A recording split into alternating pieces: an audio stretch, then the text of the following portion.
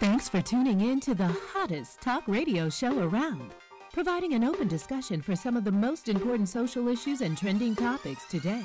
From personal growth or spirituality to sex and relationships, no subject is ever taboo.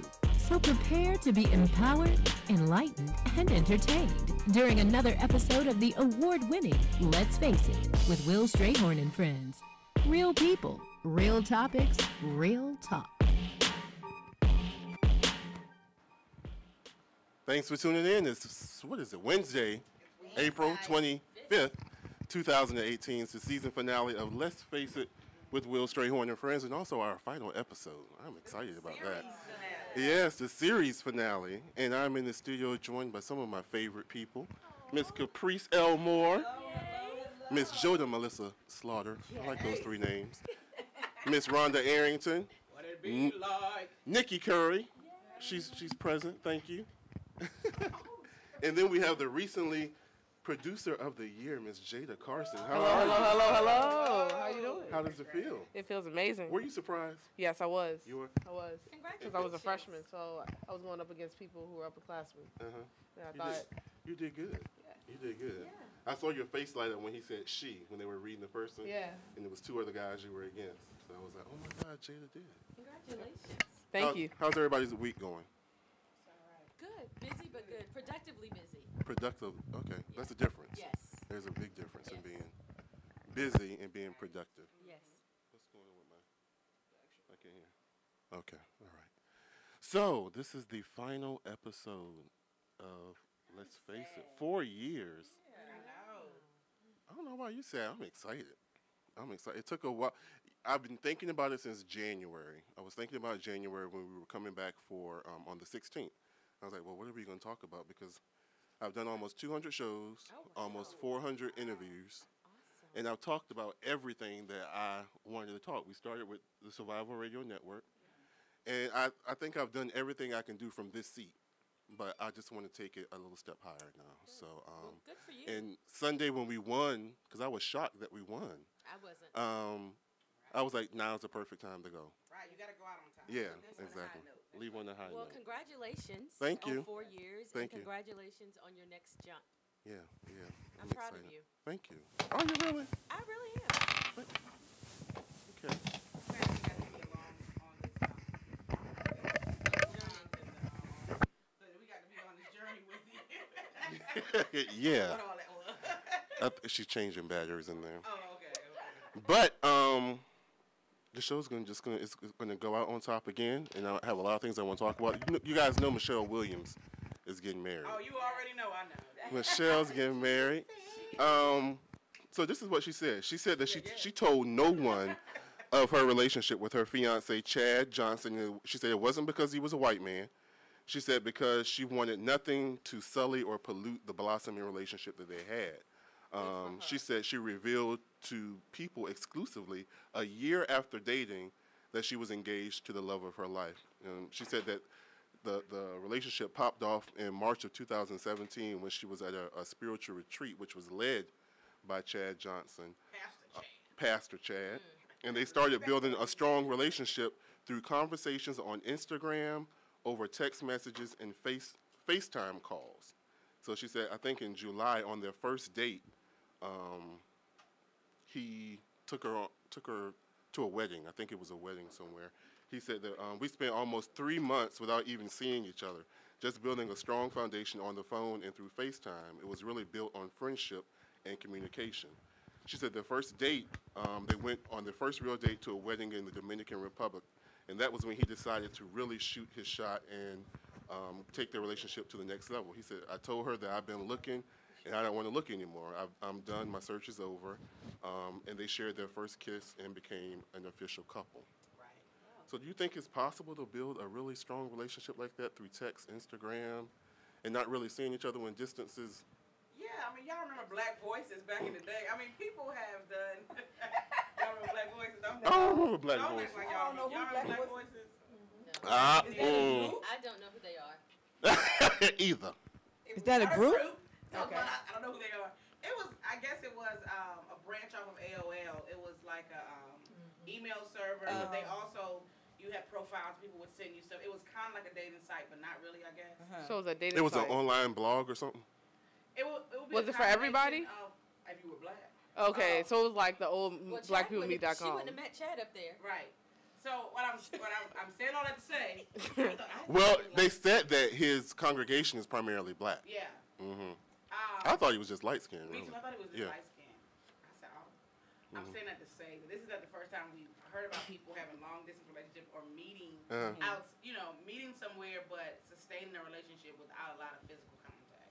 And so I it's believable for me. I think that's important, and I think friendship is absolutely important because I think that's what helps you stay When during the times get rough hard, times. yeah. Is Right. I don't just love him, but I like him. Mm-hmm. Right. Like, he's my best friend. Mm-hmm. Like, I can be extremely vulnerable and share everything with him because he gets me. Mm-hmm. That's the kind of stuff that makes you want to fight. Exactly. That's the kind of stuff, while everybody else is growing apart, you're growing closer together. Right. And I think it absolutely takes a good foundation of friendship in order to become lovers. Yeah. Yeah. Most of the time, people do it the other way around, and he's fine. Oh, and she's pretty, and here we are, we're having sex. It's week 1, and then you get to year 25, the kids have gone, and you look at Right. him, and you're like, who is he? Exactly. But when you're friends, Yeah. that's the stuff that that's the stuff that helps you stay. And then to add on to that, I think also, like, if the relationship goes south, I think being friends, because that worked in my situation when Nate and I no longer were together in a relationship. Right. We're even closer now as friends because that right. foundation was there. Right. And there's something that he still, that person could still add to your life. Yeah. There's something that you could still add to their life. Yeah. But friendship is absolutely Essential, It's absolutely essential. You think so? It actually always been dating for long distance, because you think about when people that's in the military, they send in letters. It's always some form. And with even online dating, it's like it's normal now. To me, it's just normal for people to live far apart and get to know each other over, over email, over, FaceTime, or it's Skype. Remember that? Yeah. It's normal now. Yeah. It's always been. And and I think the awesome thing about it is no matter what the avenue is, you see that when you build something away from the things that help you have a facade, that you can really have something that's worth it, and it doesn't take forever. Because sex does cloud things, especially when you bring it in something too soon. Especially good sex, yes. You see, she lit up like, okay. Hey, there we go. That'll cloud a whole lot of Good stuff. one. Yeah. Take me back. But yeah, you need to be able to get to know people in their seasons and things like that, and it's easier to do that without something in your way. Right. And Right. so I think it's great when we're talking about foundations and stuff like that. And I'm sorry. No, go ahead. And I like the fact that they didn't tell anybody, that they Right. kept it a secret. And that's what I was going to go on Because to the next part. people Yeah. always have an opinion, and the people who have the most opinion are the people who know the least about what it is It's they're giving you right. their opinion about. Sure. Well, let me tell you what I did. Well, honey, you and your husband, you've been with him for 35 years, but you sleep in different rooms. Yeah. You're not It's that intimate. relationship. You're not friends, Yeah. and you really don't like each other. You just staying together because it's cheaper to keep her. Right. Right. Like, I don't need that type of advice. Say it again. I want to hear Cheaper to from the keep people her. who've been together for 35 years through hell and high water. That's right. Like, what is the number one thing that has helped keep your marriage together? And for most of the couples that I've worked with, it's communication. Communication. It's being Communication, able yep. to say, Right. when you do this, this is how this makes me feel, versus you always, you never, you should, you Right. could. Well, why do you think communication is so hard? Men don't. Oh, and from your experiences, what do they say? I think some of it is because we don't know how to communicate. Yeah. We don't know how to say, I'm angry, but this is why I'm angry. Or I'm hurt, but this is the real reason. So I'm really not angry. I'm just hurt. And the fact that I've never said anything after all this time, now I'm blowing up at you. And I'm You let it projecting build up. onto you.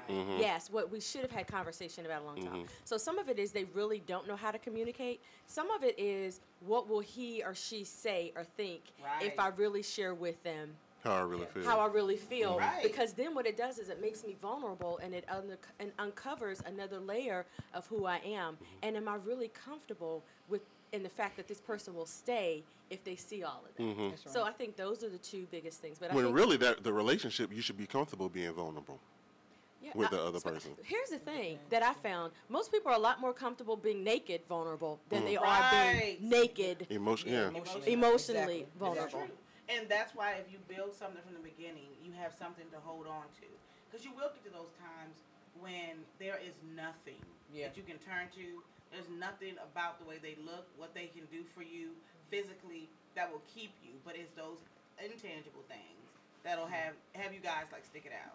You need that emotional connection. That really should be the first connection you have, the mental connection. Because if he can stimulate you mentally, then everything else is just gravy. Because there's nothing sexier than a man who can captivate my mind and my intelligence and make me want to be better and do better and bring my entire A game every time I show up. I've had. It's not about this. It's not about the sex. Exactly. I can teach you that. That's right. I can teach you, but I can help you with that. I can't teach but you I can't teach you how to mentally. stimulate me That's right. mentally. And if you do that, everything else, because you know, I'm yours. You It's conversate like with me silly at putty. work. I'm ready when I get home. So Right. it's all about the mental aspect. And just think, there's people, if somebody get paralyzed, can't use what they got, are you going to leave them? Right. Right. So if them words been flowing in all the time, that love is not going to go anywhere. Right. So the writing, that stuff is actually good. Now, as far as celebrity, it's kind of hard to do because you got so many people in your business. So it's shocked that she was able to keep it quiet for so long. Well, I don't think it's shocking because of who she is, though. Michelle Williams has always been Private. She hasn't been like the other Background. celebrities. Yeah. She's in the background. Yeah. And so I think it was easy for her type of celebrity. And she's always, to me, appeared. You know, we're homegirls, at least through IG. And Humble. She's always been humble. She's always been humble. Yeah. She seemed like she's really approachable. The fact that she was even at this conference, you know, because she had just got out of a bad relationship. Right. And she just wanted to get back to herself and understand.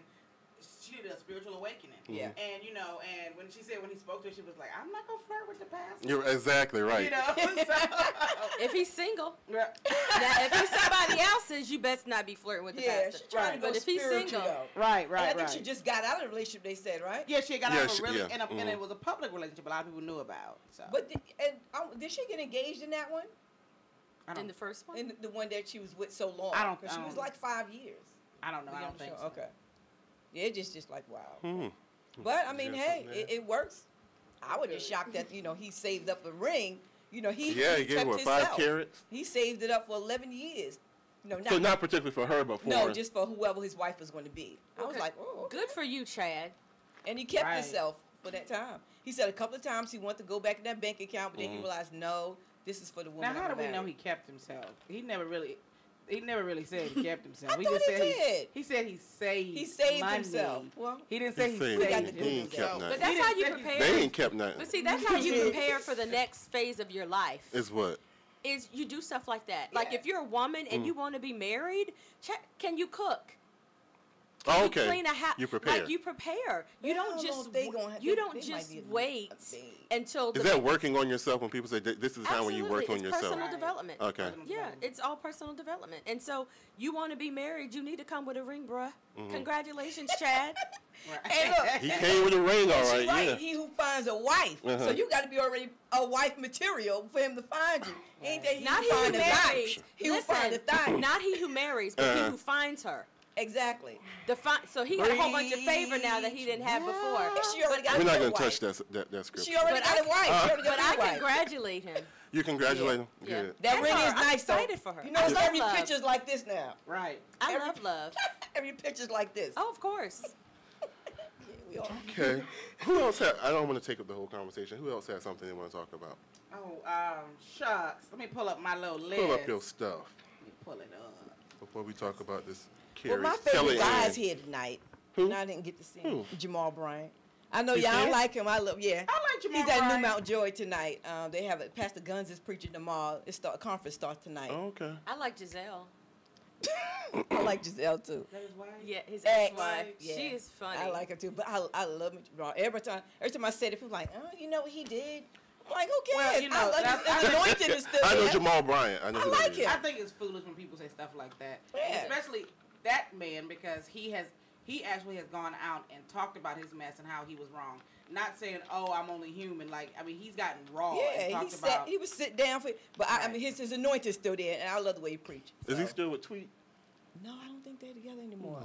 Her IG is totally nothing on him in the morning. Really? It's nothing on her. Yeah. Oh, I thought it was going to be good. Yeah, but he's He at couldn't right make here. that whole house. He's right here. Oh, Lord, no. He couldn't make that whole house well. You can't transform them all. Can you say that? Do it all. Don't get mad at me. No, man, but- because your man made it home to Mm. But most will try. Okay, I want to talk about chivalry and if it's dead.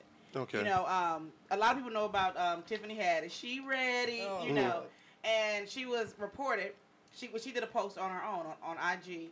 I'm an IG stalker professional, and she was at the airport, and a TMZ reporter was there, like posted up, watching her and all her friends put all of their bags in the car, waiting for the opportunity, I guess, to get an interview or whatever. And she talked about how hot she was. That, you know, why would you watch all these women do this and you wouldn't even help? You know, and I mean, she was just livid, and she was saying that she was even willing to give him some scoop on some things. So the question is chivalry, is it dead? Should it be expected? In chivalry, what I mean, should men help a woman out that's doing lifting things? Should men still be opening doors? You know, things like that. Is chivalry, is it dead? Is it outdated? What do you guys think? Well, I mean, did he have somebody else there? You can't hold a camera and hold a bag at the same time. He's trying to do his job. Girl, he was sitting with his legs crossed up against that pole, watching her and watching them put all their bags in. Okay, so he wasn't the one holding the camera or anything like that? I don't know what kind of camera he had, Caprice. Where are you going with this? Because This TMZ, isn't- because this he's isn't doing his about- job. This isn't about TMZ. This is about chivalry. Chivalry is not dead, and you That's find the what- right man. Every man doesn't do it. But I'm thinking, when I first heard, I'm like, okay, he's doing his job. It ain't his job to carry a bag. Yeah. Get a bellman. Get somebody to help you. You Tiffany Haddish, you know. So if I'm working my camera, I'm trying to get a scoop. I'm not trying to hold your bags. No, so I don't think he's wrong at all. Wow, I would have never thought you would be so heartless. It's not. So let me Oh my guess. God. You I think love what? You think chivalry's I dead? believe opening the door. It's Of course, not that's just courteous. And I do it sometimes. Yeah. For older But men. I think helping people out, I think is the courteous thing to do. I don't think that he should have turned into their bellboy, but to watch people do stuff and you just sitting there watching like, That's what I'm saying. It All right. depends. Was he just sitting back and somebody else holding the camera, or was he like, see, she doing? She can't get your bag right now. she can get a bag. Well, I must say, She can get a bag. I- Camera. I mess up my flow. I don't think chivalry's dead. I don't think it's dead at all. I think it is not as prevalent as it Right. was Right. before. But I can say that yesterday I had a flat tire, and a nice gentleman in the rain took care and put air and all that You showed them stuff. some of their legs, It- though, didn't you? Baby, I did not show any legs. I just smiled and asked. That's enough. That's enough. And You asked him to do well, it. I didn't really. I was like, "Is my tire flat?" And he was like, "Yes." And he was like, "Would you like for me to take care of that for you?" And I was like, "Yes." I really didn't. I don't know how to. That's one thing that I don't know how to do. Because my dad did all that stuff growing up, so I usually just will roll it down the street to the car people and let them take care of it. And so he put air in my tire and made sure and paid for it because I couldn't get to my money fast enough, and it was raining yesterday. So I don't think chivalry is dead. Now, if men aren't being chivalrous to you, you might want to check that look you just gave That me. look, that question. Yeah. Coming for me. We're in a different day too. You can't really rush up to anybody and look like you're gonna grab their bag and help Tiffany them had do she things was right nowadays. to throw some blows. Yeah, she looked like she might knock a brother Right. out. But I don't think This is- chivalry is dead this because is not my about husband Tiffany does it, so I'm Haddish. well okay with It's it. about the concept. It's about the content. It's about the It's about the concept. concept. But I never said that no one was chivalrous to me.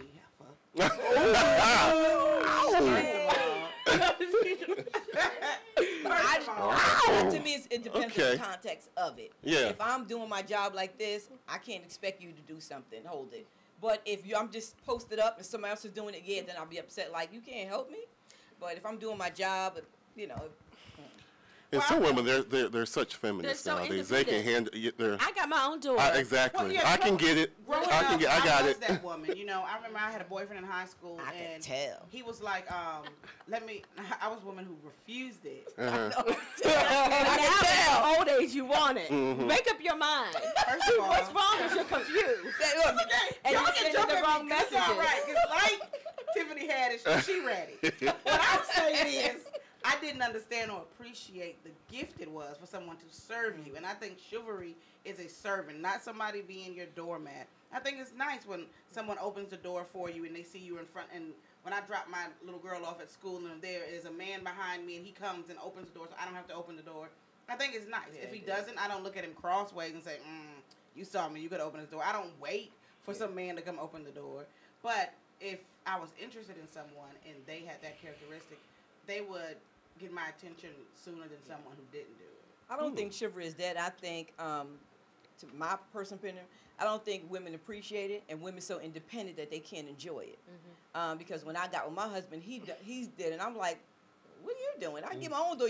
You too independent for your own good. Right. Until I had to understand this is what he was brought up to do. Then I'm like, I don't mind him opening out, door, going to church, open door. I don't open any doors. I don't pay for any meals, things like that. But I had to really understand this is what he did because I was that girl that paid my bills. I don't need you to. So I think there's a lot of women out here that's too independent for their own good that this men are probably trying to do it and they just don't understand it. So they think, no. They got to enjoy it. Stop being so independent. You become lonely being so independent. And for those of you men who are listening who are chivalrous, thank you. Thank you so much. Thank you so much. We appreciate you. it. And if nobody said thank you Go ahead, today, Nikki. thank you. No, that's Thank a good lead into this. First of all, we have Shanika Bill that says, no, I bet Tiffany said as soon as they were done, he immediately ran over for an interview. And she said, get out of my face. She said she was willing to tell who. Bit Beyonce in the face. Right. But Shanika also says those sorts of values I don't think are being taught anymore. Right. Which is a good point. And we have Nancy on from the National Kidney Foundation. Hey, Nancy. We have Candace Credo on, Tiffany Ross, and everybody saying hello. Hello. Thanks for listening and tuning in tonight. I was also asked in another message, why is Will ending his show? Oh, no. Oh, Better things are to come. Yeah. Yeah. Just part 2. Going It's on on this way. Okay, so is being faithful hard? Do you think it's hard? Being faithful is hard. I don't have a problem What's with it. our definition of faithful? Okay, so to be clear, we're not talking about. We're not talking about. I'm gonna read what I saw. We're not talking about physical encounters. Many people limit the definition of cheating to physical encounters, but you know it happens much sooner than that. The extra DM on Twitter, the inappropriate like on Facebook, picture you had no business viewing in the first place, or the hey, how have you been message to an ex even though you're in a new relationship. There is real life, the extra flirtatious laugh, touch, or suggestion you give or overlook from a person of interest. You know your respective statuses, so instead you entice each other, playful at first, until the invisible line of being flirtatious is crossed. So is it harder to be faithful than it is to cheat? And then a bigger question is cheating more about avoiding situations that can lead to infidelity or having the strength to resist the opportunities at all? That's loaded. Yeah. It is loaded. I wouldn't ask for the definition of faithful. To me, I would it's ask hard. For the It's definition of cheating. Exactly. Because everybody has a different definition of cheating. So faithful is easy, but the definition of cheating is hard. I mean, if I'm talking to you in the street, Is that a conversation that needs to be had? I think so. Yeah. And my thing is, if you would engage in a behavior without your partner there, that you would not engage in with your partner there, then that's inappropriate. And you, ma'am, or you, sir, are out of order. Exactly. If you are a woman and you're married or in a relationship and you spend more time complimenting somebody else's man or another man than you do the one you're with, you, ma'am, are out of order. If you are a woman and you're in a relationship or married and you spend more time in another man's face than you do with intimate conversation with your own man, you, ma'am, are out of order. Okay. Right. Yeah. That's a good way to gauge it. If you shake your hind parts for another man and you are not being physically intimate with your husband or the man you are with, you, ma'am, are out of order. I need that T-shirt. You, ma'am, are out of order. So I think there are some conversations that need to be had, you know. And I'm a very friendly person. Very. And so I really am. And so sometimes that has come across to a guy as if I'm flirting with him. And it took another guy to say, do you not see what's happening? And I'm like, no, what's going on? He's like, he thinks that you're interested in him. And I'm like, how do you know? And he... you know I don't. Okay. And I was like, whoa, I didn't know that. And I was like, well, tell me what that looked like. And when he told me what that looked like, now I'm very professional. You know, even when I hug another man, I hug him from the side, not because it's because I want to be absolutely clear, sir. I'm not interested in you. I don't want to confuse you. I don't want to send mixed messages, and I want you to understand where I stand on the situation with you. But I think a lot of times we're out of order. Miss Curry. Okay, as Will was reading that, something came to mind, and everyone is chiming in. Coach Ellis Crum is on live with us. What's up, Coach? Okay, and I initially heard this from him. He says, "Hello, Doc. Hello, RoboCop." Okay, If you're not married, go ahead. and he says you can't cheat if you are not married. Now, I initially heard that from him, but since then, Really? Yeah. since then, I've heard it from several other relationship experts. Right. They will say you are not cheating if you are unmarried. Right. It's not cheating. Well, it's not the biblical term of cheating, but Coach Ellis has been wrong before. Don't worry, I'll get him straight. Whoa. I'm joking. I'm I was joking. gonna say that. Coach Ellis? I'm joking. I was gonna I think y'all gave me the mic that's low because my voice. Anyway, I was gonna say that too because of the tutelage of Coach. That if you are unmarried, it's funny because I recently, not putting anyone out on blast, someone that I know, a young person, they're an adult but they're a young person, and they're in a monogamous, we'll say, relationship, and they live together. Anyway, they live together, and the young lady just found out that the guy cheated on her. Like she caught him, some whatever. And I'm using the word cheating loosely. And the first thing I said, well, he didn't cheat. He was not honest to the commitment that he made to her. But he's not her husband. And she was like, I cooked for you, I cleaned for you, I let you do this to me the way you wanted me, and all of that stuff. And and so and then you do me like this. And so I agree that it's not, no one broke a covenant. That is only marriage. Did you break maybe a promise? Were you inappropriate? Yes, sir. Yes, ma'am. Perhaps. But I don't think it's I think we use it too loosely in so many relationships. What loosely? Cheating? Cheating. So you would be okay if you were dating a man and you were seeing him exclusively and you discussed that and he decided that he wanted to exclusively hook up with somebody occasionally. else. You would be okay with that? No, I wouldn't be okay with it, but I would. But I don't just think, said it's fine. I never said it was fine. You will not put words in my mouth. I said I wouldn't call it. We didn't break a covenant. What I see is his character, and then. What's a covenant to you? What's a covenant to me? A contract. A promise. A spiritual contract. It's a spiritual. So is that the wedding ceremony, holy matrimony, or is that the consummating? Or is it a combination? We need clarification. You're not you nor Coach are giving us much clarification. If you are married and you step out, marriage is the only relationship that I feel like the cheating term is appropriate. So what is it? If you're Interesting. Coach? Yes, you can. You can do 2 times tell him on he's live. got 2 minutes. Sure, yeah. Before our first guest call. Bring you on, I think. I'm gonna try. I see where you're coming from, though. You do? Yeah. Oh, with who? Her? Yeah. Voice it. Let me hear it. Because, we're in college, so all my friends came in with long-term relationships and whatnot, and they wanted to be free. And I think they had the right to be free because they're not married. They told them they were free? Yeah. Okay. Okay, who wants to hold this phone? Let me hold it. We can't cover it up. The camera. Oh. Well, what am I doing? Just talk. Oh, so Coach, please explain yourself, please. All right, Will. So here's how. Look at it. You can't cheat if you're not married because you don't have rights. What you have are you have gifts. Before we're married, everything I do for you or you do for me is a gift. Right. I'm not obligated to do anything. Now, if we've had a conversation, we're supposed to be in a monogamous relationship, and I step out on it, I have violated my word. I have lied. I don't have integrity. I agree with all that. I didn't cheat because we're not in covenant. We don't have ownership rights. Everything prior to marriage is a gift. You cook for me, it's a gift.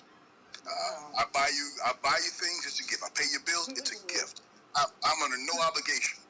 And you're under no obligation until we get married. And somebody else don't. Jesus take the wheel. First guess is over. Okay. Well, Coach, thank you so much. We're going to come back with you. We have our first guest on the line. I think so. That's right. All right, I'm about to turn up. Welcome to the show. I think we have our first guest, Miss Sarah Mattress, on the line. Yes, hello. Thank you. How are you? Good, and I was just listening to that, and I was like, oh, I want to be here.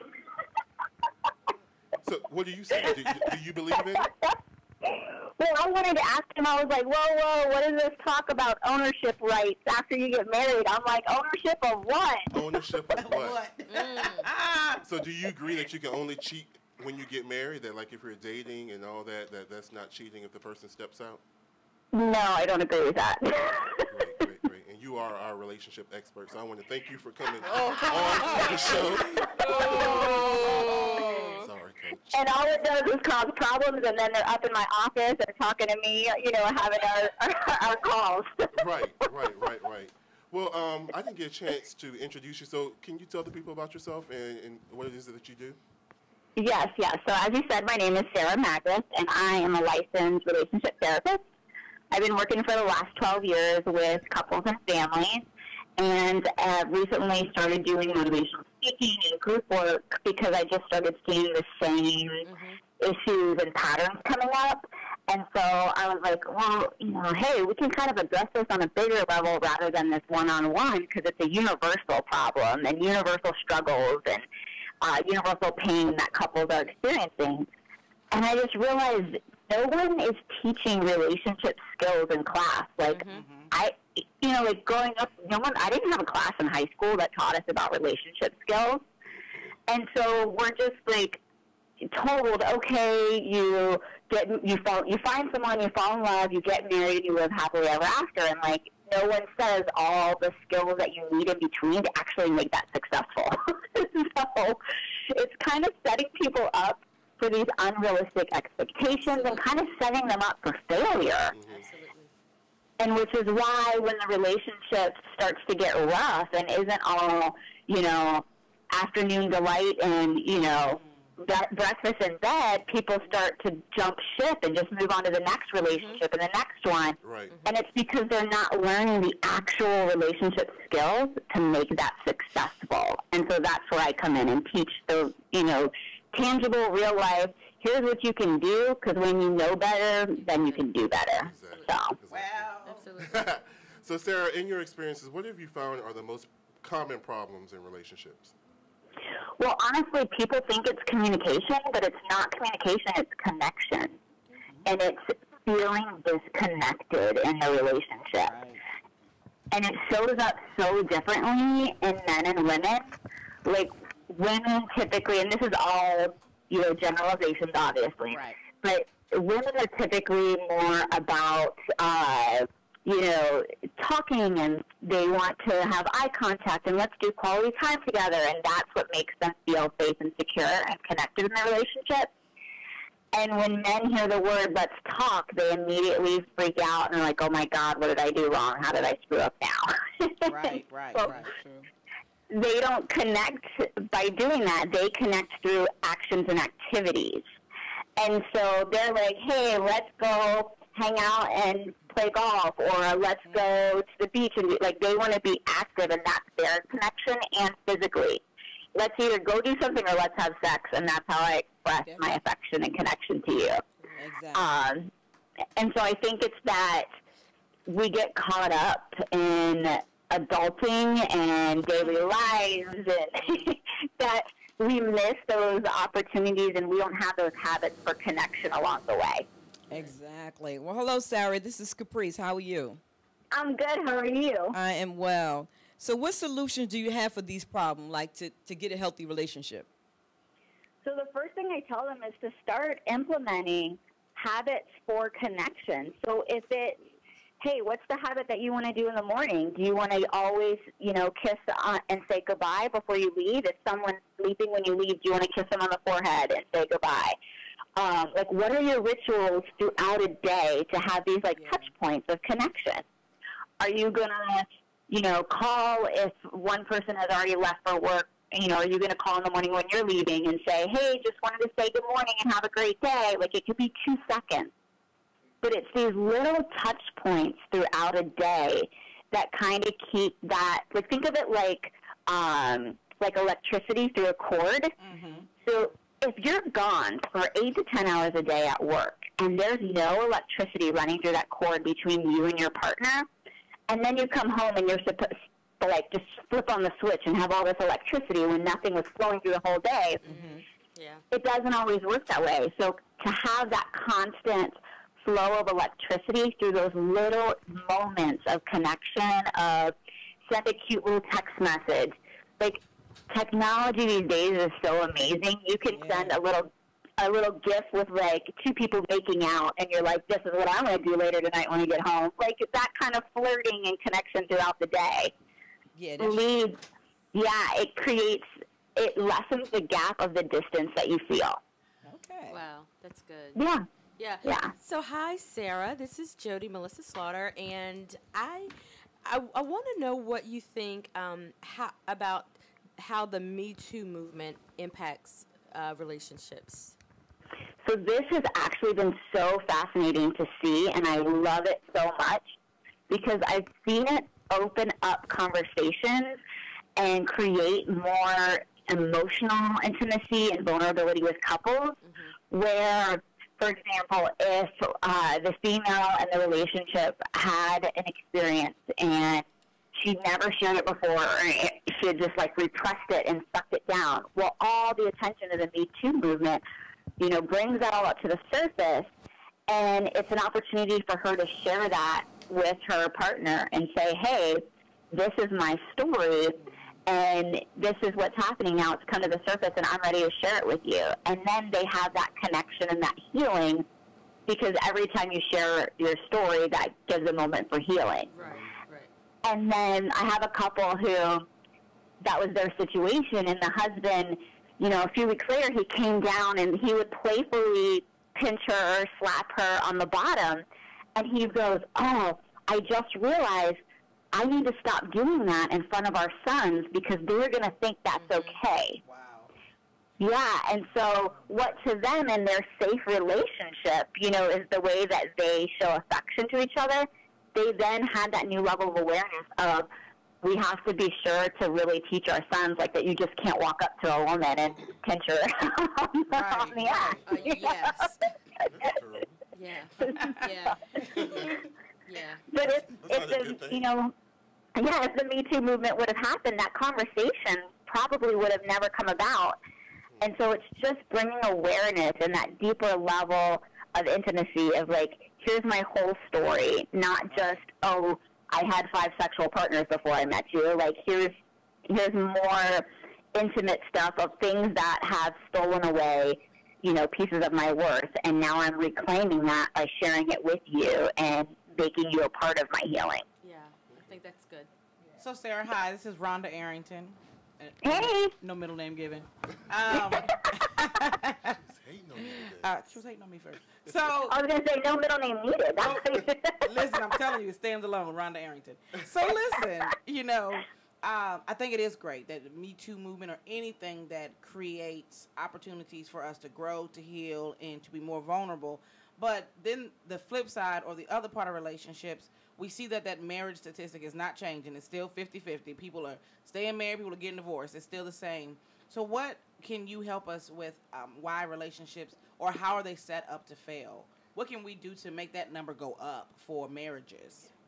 Okay, so the main thing that I see come in, and the complaint is typically the situation is the woman feels like she has been saying the same thing over and over for years and has been, like, reaching out for help and for things to change. And maybe it'll get better for a little bit. There'll be, like, a honeymoon period. Right. But then it just falls back to the what and how it was. And in the guy's mind, he's like, well, I'm going to work. I'm providing for the family. I'm coming home. I'm not cheating on you. I'm not beating you. So what the hell are you complaining about? Right. Are you in my house? And so they're sitting there completely shocked of, oh, my God, why does my wife want to leave me and telling me that she isn't in love with me anymore? I've been doing everything I'm supposed to be doing. And what they don't realize is that our culture sets relationships up to fail, because it sends the message to men, as long as you bring home a check, as long as you don't beat your wife, and as long as you don't cheat on her, then yay, gold star for you. Right. And that's not enough for women anymore. So, women are saying, like, we're a partnership. They want to be teammates. They want to be an equal partnership in it together. And so they're wanting more out of their men of, like, yes, I appreciate that you provide for our family. I appreciate that you provide a safe home for our kids. I appreciate that you're a great dad. Like, you're awesome in all those areas. I'm also going to need you to up your skill set and up your game and dedication as far as being a husband. Sarah, before you continue, I just wanted to ask a little part, because it's, just for me, it appears, and a lot of times I know some men say this, it seems like it kind of veers a little bit to saying that the issues or the setup for failure falls on men. You know, are there situations, I mean, would it be fair to say that there are some women who have set their relationships up for failure? Women who, you know, are expecting the wrong things, or who are not allowing their man the space or the atmosphere to want to be vulnerable and to want to be more giving. Yes, and so what I say is that, because in this dynamic, is the women, their role in this dynamic is that, yes, it's great for women to be empowered and independent. Like, we went through the whole, like, burning your bra phase and, like, you know, going to work, you know, bringing your tennis shoes in your bag and wearing your heels. Like, I love all of that, and we're pushing the pin forward. Right. In that, though, women, their role in this issue is that they start doing everything, and they're like, I'm independent, I can do everything. So then they get married, and they're like, yeah, I can take care of this house. I took care of my house before. Well, then kids come in, and then it gets more stressful, and women are also working as well as being in the home. And so then they go, oh, my God, I thought that I was Wonder Woman, and they have this badge of honor where they're like, they get pride and worth out of that, but they're emasculating the men in the process. Right. They're turning the men into another child in this parent-child dynamic. Right. But men are totally capable of doing all these things. You know, they're totally capable of being partners and totally capable of being active. And honest to God, they want to. Right. When they go to do it, the women says, well, you didn't load the dishwasher right. So then they get, you know, scolded because they did the dishes, but they didn't do it right, or the way that the wife wanted it. You know what I mean? And I was like, no, tell him thanks for doing the dishes. Exactly. Right. And give him some. Yes. And then he'll keep doing them. Yes. I say to them, I'm like, so how did you reinforce that behavior? How did you show appreciation? Exactly. Yes. We don't want to extinguish that behavior. We want to keep that going. Yes. And honest to God, all men want is to know, hey, they're doing a good job. Right. It just seems like it's never enough. Right. We just had a conversation a little bit earlier where Rhonda Arrington was saying that she misses chivalry. And we were saying that women are so independent, like you were just saying. You know, they want to be Wonder Women. But then on top of that, you know, they can do everything by themselves. They wanted to still come and help them lift boxes out the car and put things. Luggage out the car. Yeah. Yep. I hope you somewhere in an airport, Caprice, with everything and nobody helps you. So it's sometimes we're rolling confused bag. because we're like, do you need help? Do you want help? Or do you not want help? Well, and I think that's the double-edged sword for men, is that they're getting this mixed message of, like, wait a minute, one second you're like, oh, Wonder Woman, I'm, you know, superhero, and then the other second you're complaining that I'm not opening the car door. Exactly. Or we act like damsels in distress. Right. Flat car tire. Yeah. And It's raining outside. It's living your life in that gray area, not that whole black or white, all or nothing. Like, live it in the gray area where, where, you know, hey, I love to be independent, and I love to have a man take care of me, and I can fall into him and know that it's going to be okay. Right. Exactly. Sarah, this is Caprice again. One more thing on that. I always say men are designed. They was born to take care of you. And when you take that away from them, they have nothing else to give. Right. So we cannot be so independent that they cannot do what they were designed to do, which is take care of us. Right. And what kind of message are we sending our men if we're like, no, I don't need you in my life. You're not wanted. Right. So then what is their role? Right. And Exactly. so They don't know. Right, and so it's saying to them, you are wanted and you are needed. Yes, like the reality is, yes, I could do life without you, but I choose not to because I don't want to. I want to do life with you. Right, and I want you, You there. know? Yes, absolutely. Yes. And I need you there. I think That's sometimes women are so stuck in this, I can't show my cards, and so they won't say, I need you. I want you, but I don't need you. We do need them. You Right, know? right. And I think Batteries run low. okay. Yeah. But you know, but you said that though. That was but there, Caprice, but there are a Sarah. lot That of was Caprice. independent women who feel the only thing that you need from a man would be something sexual, and then they even dismiss that by saying, "Well, I can do this for myself." And the sum total of what you get from a man and the sum total of what you get from a woman do not equate to what they can do for you physically. And we've got to stop putting ourselves in these boxes. I think that's what you talk about too with the setting up for fail. When we have pigeonholed our spouse or our significant other to only be one thing. Right. Yeah. Yeah. And that's the thing is when you're in a relationship that's focused on growth for both and serving, like when one person wins, the relationship wins, that shifts that dynamic versus this competitive. Like you're not against each other. You're not competing against each other of, well, I took out the trash 20 times and you only took it out 10. Hey, it's whoever, gets the win, it is a win for the team. Right. Good. Exactly. And then it perpetuates healthy relationships for your children if there are children involved, and they get to see what that looks like and how it's supposed to be designed and set up. And that's really the most powerful thing that you can give your kids.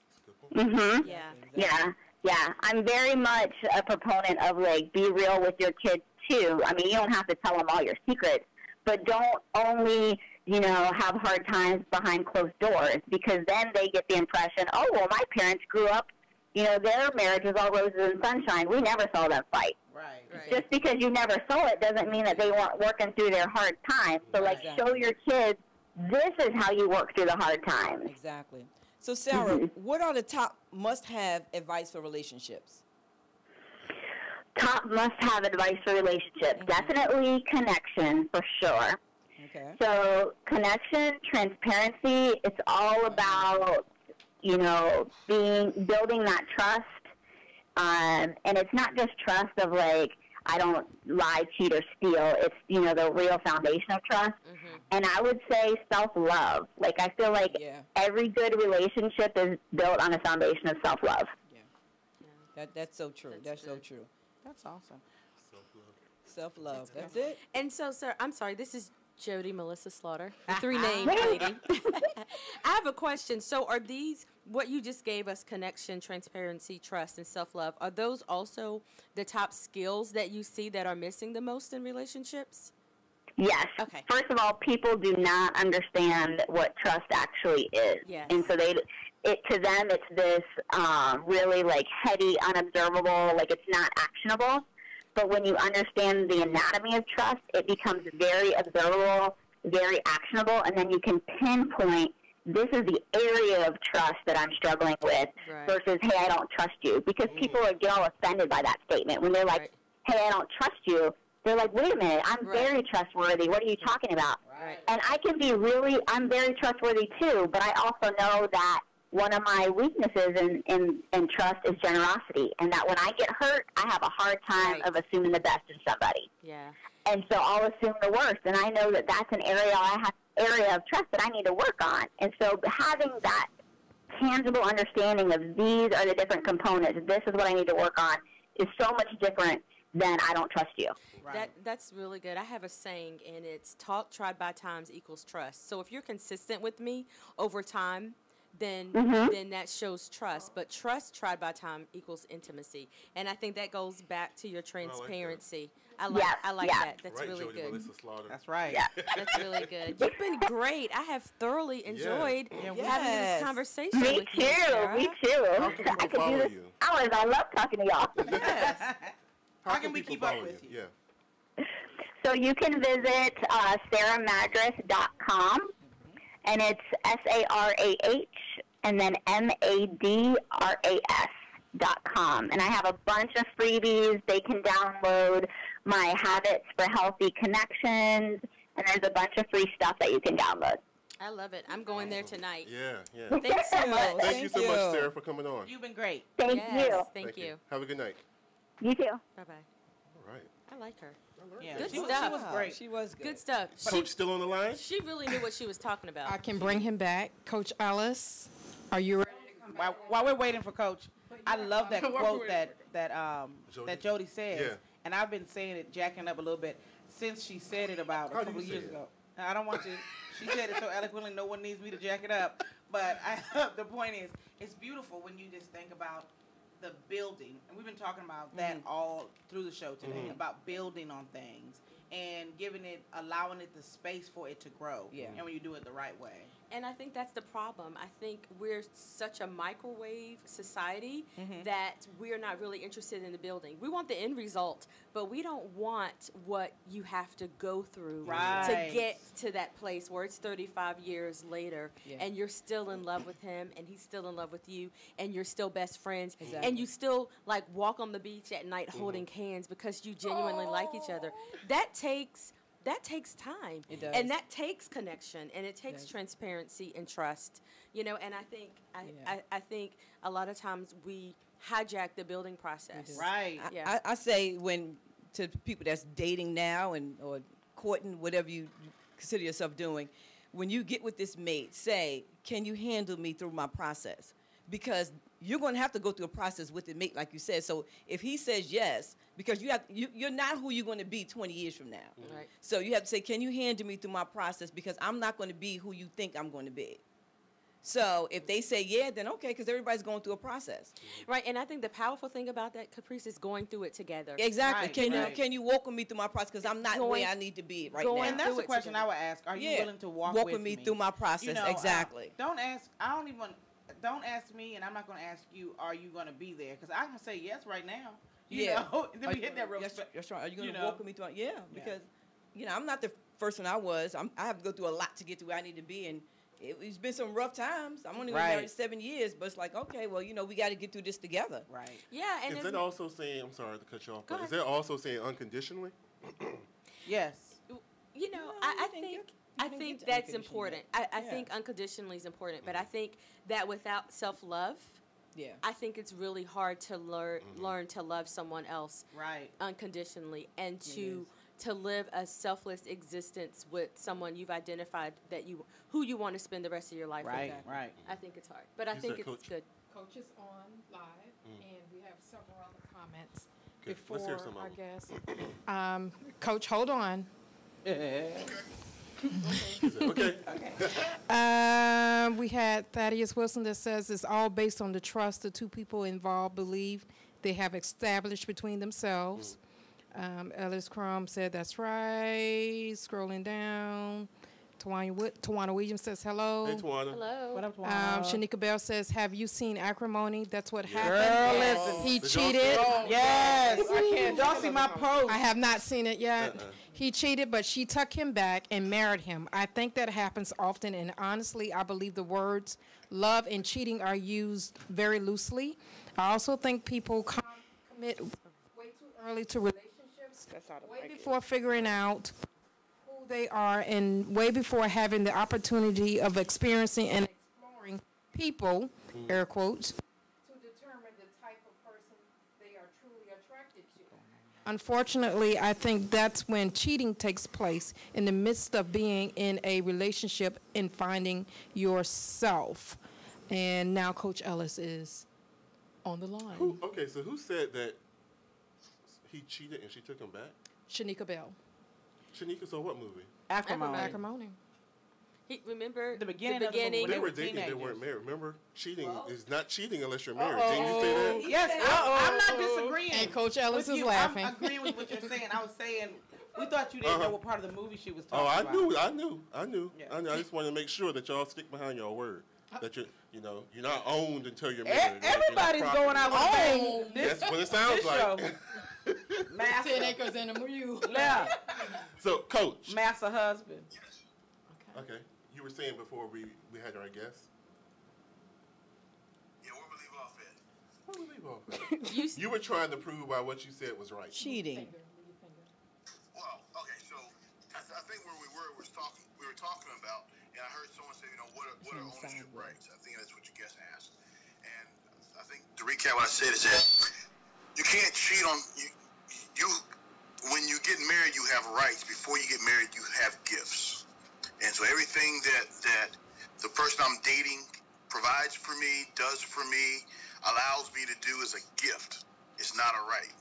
When I get married, I have rights. I have right to have an expectation of things. And so the idea here is that I can have bad integrity. I cannot be a man of my word. I can, steal your heart and all the other stuff, but I'm not cheating because you don't have a right to expect fidelity. Yeah, go back to every person that was born and redo this over then. Okay. Because everybody thinks it's cheating. That's interesting. You have to go by your definition of cheating. I mean, I think when you get with your spouse, everybody has their own definition of cheating. It doesn't just go by the Webster's dictionary. My definition may be, hey, I have you have a best friend and, you can't be going to lunch with them every day. After a while, you're going to get an emotional connection. So to me, that may be cheating. So it depends on what it is. I mean, if I'm at a 7-Eleven, and I remember I telling my husband this time when I was like, you slacking off a little bit. If I'm giving too much conversation at the man at 7-Eleven when I'm getting coffee, that means there's a problem at home. I should not have a whole conversation for somebody at 7-Eleven. So after a while, after the first and second, I know this man see him every day. I feel like that's almost a form of cheating. Because I know I'm going to this 7-Eleven because I know he's going to be there. And so your situation still falls under what he's saying. Okay. Because you're married. But, even if we move away from all of our different definitions of cheating, I think the bottom line is, it does come down to, especially if you're not married, what are we allowing? What atmosphere are we setting up? That if this happens to me, if you betray a promise, if you betray what I thought we had set up, what do I do next? If you're spending all this time with me that I believe is just for me, and then I find that you're giving that same time, whether we call it a gift, whether we call it an obligation, what do you do next? If you are a woman, if you are a man, what do you do next? Do you say, you know what? Okay, well, maybe we just need to pull back a little bit and we'll still be together, or do you walk away from the person? So I think the whole idea of cheating is, I saw this quote by Nicki Minaj. Now I can't remember it completely. Where she basically said, I think it was Nicki Minaj. I have to go find it because maybe it wasn't Nicki Minaj. But the point is, it was saying that women expect too much. Every man cheats and we shouldn't get upset. Wait, that what? She said what? Something like, I gotta find it now. Yeah, please find it. Let me find it. It was on Instagram. Oh, that's easy. I was just on her. And we should accept her. Yeah. We should accept it. But it may not have been Nikki. Y'all talk about something else and then I'll find it. Okay, I'm gonna read this letter. I'm gonna read this letter, find it exactly. and then we're gonna talk about it a little bit. This is for the people listening as well. And Nikki told me that some people want to get on camera, so if we have a reply to this, we'll let you come on. So this is a letter I saw in a group. It says, I'm a 32-year-old, and my girlfriend is 31 years old. We've been together for 5 years and now live together in a nice house. Some time ago, I had serious medical problems, and she gave me one of her kidneys to save my life. Oh, yeah. However, things have been slowly fizzling out, and I've been feeling like we don't belong together for a few months now. I feel like if I don't make a decision soon, we will be married, and I will feel this way forever. But on the other hand, getting a kidney transplant has changed my life for the better, which I can attest to in so many ways. I feel like staying together is the right thing to do, even though I'm not in love anymore. I'll never be able to pay her back. I'm so torn and conflicted, and I feel like I have to make an impossible choice. If I stay with her, I'll always feel trapped in a loveless relationship. If I break up with her, I feel like an evil person for dumping someone who literally put their life on the line for me. What are your thoughts? Wow. I need a second to eat that one. That takes me back to one of the shows we had with that girl with that guy. Remember, she was with him. He paid all her bills, put her through school, and then she finished school, and then she no longer wanted him because she wanted somebody that was on her level after he done put her through school. That to me is the same way. I mean, but do you stay out of obligation? I don't think you stay at an obligation, but bro, you got to give me something. Cut an arm off. I done gave you this kidney, so I don't know. And did you give it out of obligation? Right. You get it probably with, just like a wedding ring or a promise ring. You get it with the intention that you're going to get married. He probably felt like he was going to get married, right? No. When somebody asks you to get married, right?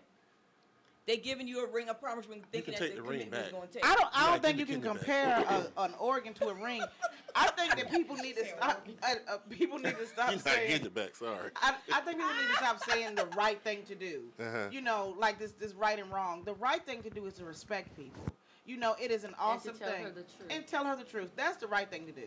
The right thing is to never feel obligated. If both of them had ulterior motives, if you played and manipulated this person to get something from her, and now you feel the right thing to do, you know, is to stay with her because she did this, or vice versa, if she did this to get something from you, you know, then they need to wake up and be a little honest with themselves. But that is a disaster. That's like people who stay married because of children. But they've been dating for 5 years, so she gave it like, okay, well, this is going to be my husband. We're going to be together forever. I don't mind giving it to him. So that's probably what happened. And that's great. Under the assumption that you're going to get married. A man who you only, I think it's 5 years is a long time. And I would say, why in the world were you around that long and you weren't already married? But that's neither here nor there. But my thing is, if you're going to give an organ, which is a big thing, you even risk yourself not coming back from it. And if you got to take whatever that consequence is, because what if she didn't know him?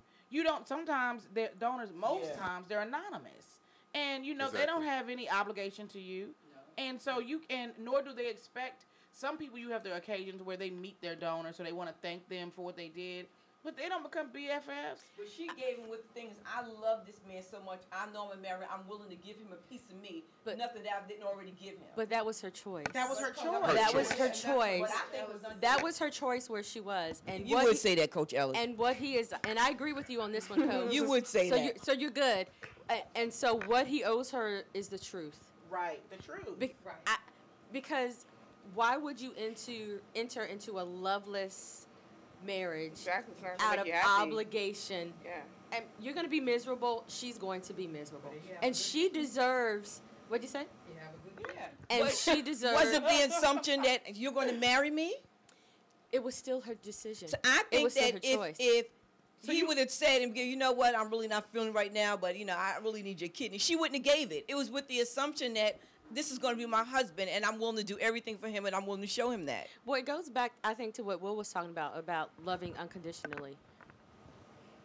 And maybe she did think, well, he's going to be my husband, and I would do this. But that was then, and this is now, and now he's in a place. How much longer was it, Will, after she got that kidney? Where he, well, it just said he's not they were in love together with, 5 years. He doesn't love her.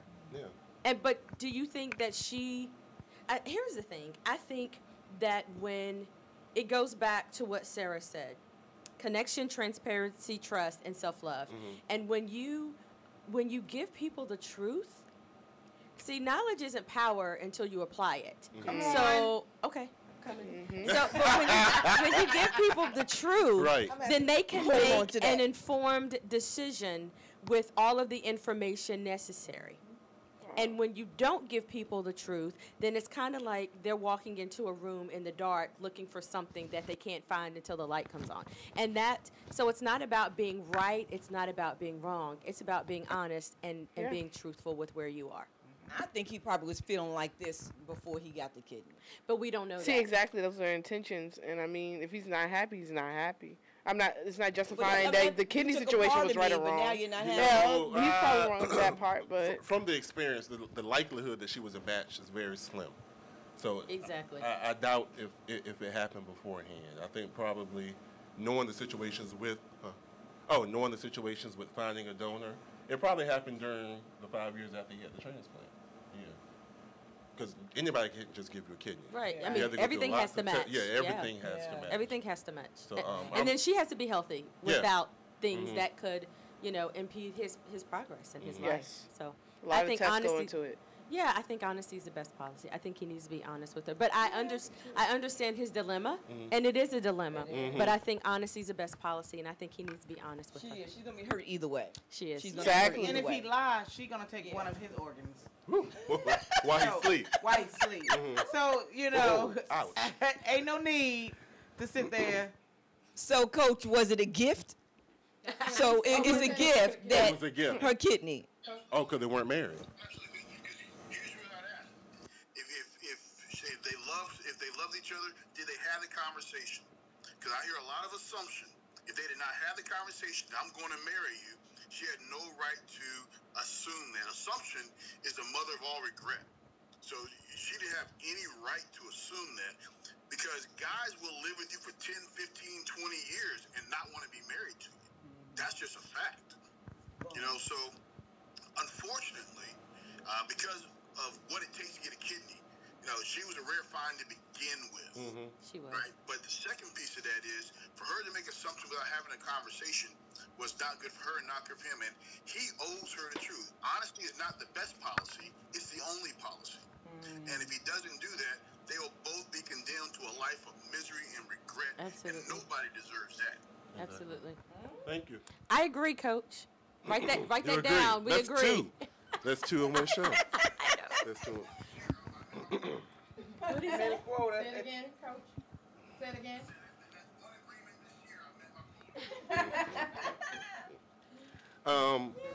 So Ivana Trump. Oh. Did you guys see her? Ivana Trump, your President Trump's first wife. So he's thrown shade on Don Jr.'s wife, and also said that she thinks Trump shouldn't run in 2020.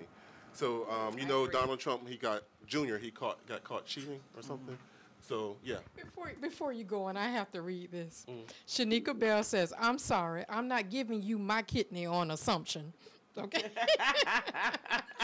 Shanika said, "I want to sign contract." Exactly. Contract. Right. Well, And I want it to be notarized. It's Sorry terrible. about that. and It's you terrible. renege, she gonna take it out. Okay, go on, William. So Repossession. they filed for divorce about a month ago, and the mother, she's spoken out. She said Donald Jr. is a good-looking guy and he's successful. He's not going to have a problem finding a girl. And then she said the wife, on the other hand, maybe Vanessa might have a little problem because she has 5 kids. Now they have 5 kids together, but she has 5 kids. Who's going to date and marry the woman who has 5 children, especially since she is young, 40, and she might want to have more? Do you think it's harder for men or women to move on after a divorce and start dating and Well, rebuilding their life? listen. I feel like that's a little bit in my backyard. I say that I think it's easier for both, depending on what happens. I think it's easier for men to find themselves in non-committed relationships after divorce. I think it's easier for women to no, I take that back. I don't agree with that. I think it's easier for men to just find whether it's meaningful, whether it's not. I think that women, whether you have children or not, the struggle is real for us no matter what. Yeah. Whether you're 20, 30, 40, 50, 60, with children, without children, with a house, without a house, with credit, with good credit, with bad credit. Short hair, long hair. Yeah, right. Natural. Right. Weed. Exactly. I think that's a whole nother ball game. Yeah. I think it's more difficult for us because there's so many factors that come in when we are out there, especially after a relationship has ended or after a divorce. With men, I mean,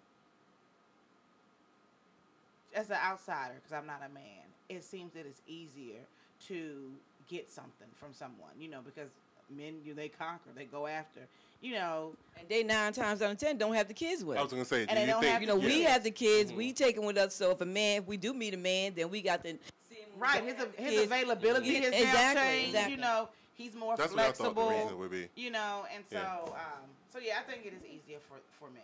Yeah, and I think also dating somebody with kids is difficult. Right. But I think we find someone better than what they do when they find somebody else. That's true. I think when it's the second time around, I think women have a little more goal oriented. Yeah. Men you'll find typically sometimes repeat it. They'll get another version of her, or they'll get what they thought was better than her. So I think that's it. yeah, Mhm. and then I'm like, shoot, I done messed up and got in the same mess again. 20%. The 20%.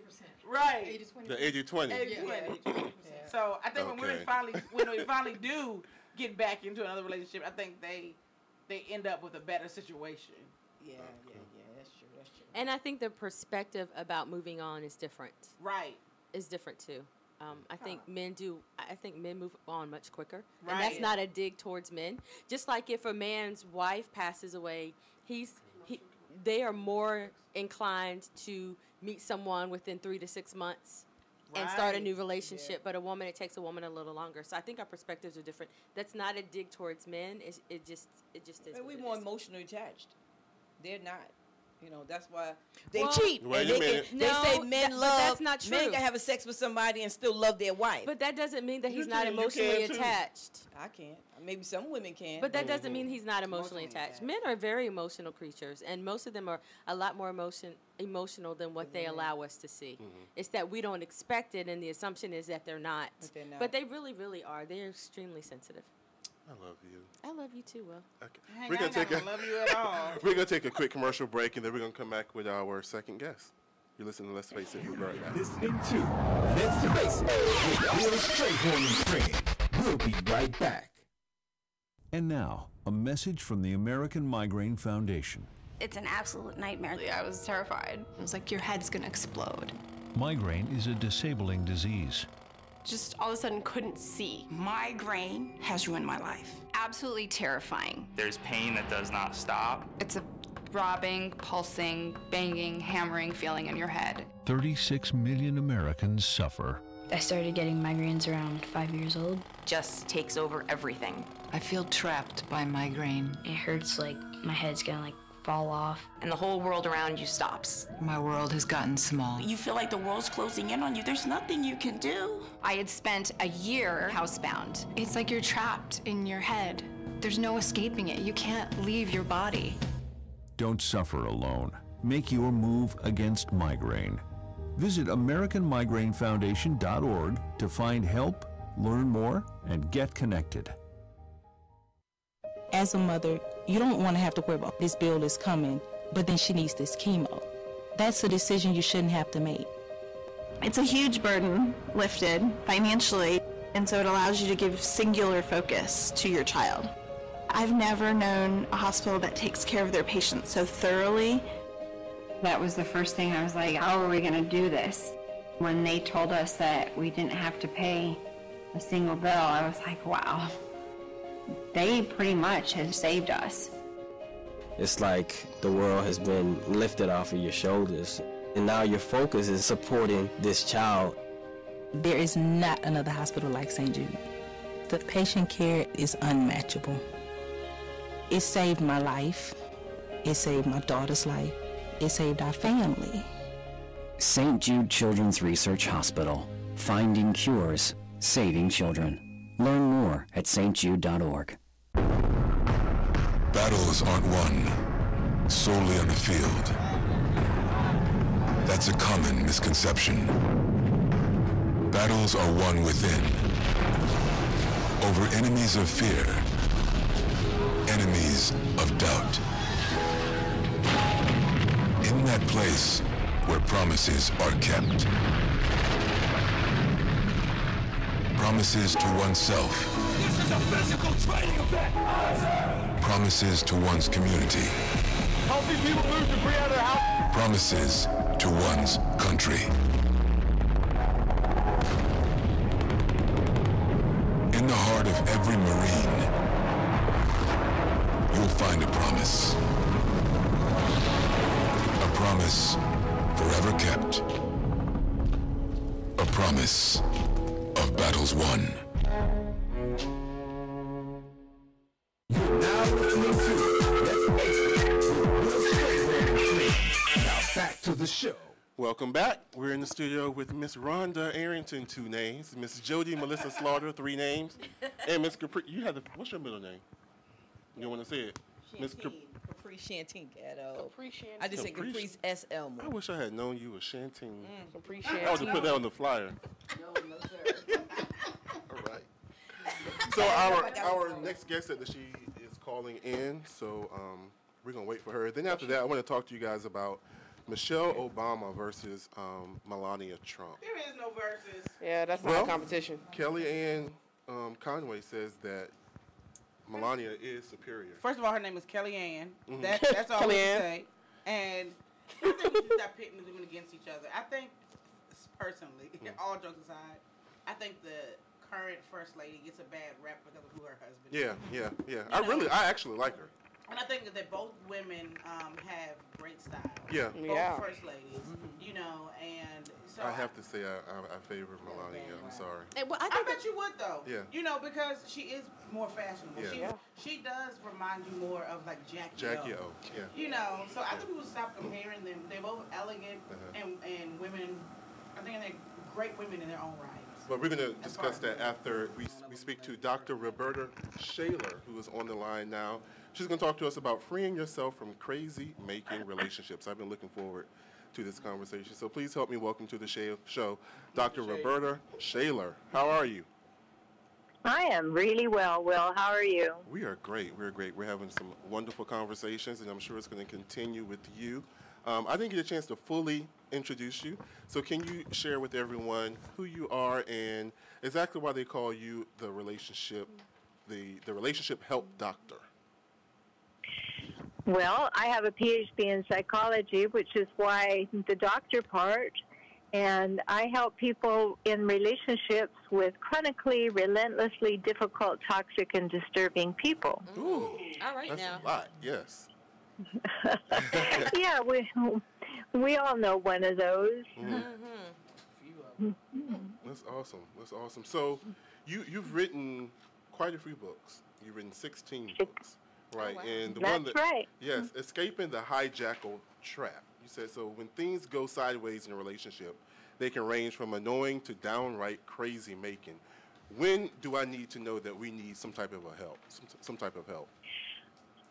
Well, it's a really good question because some people are just difficult, and we're all somebody's idea of a difficult person at some time or other. I think we can all agree with that.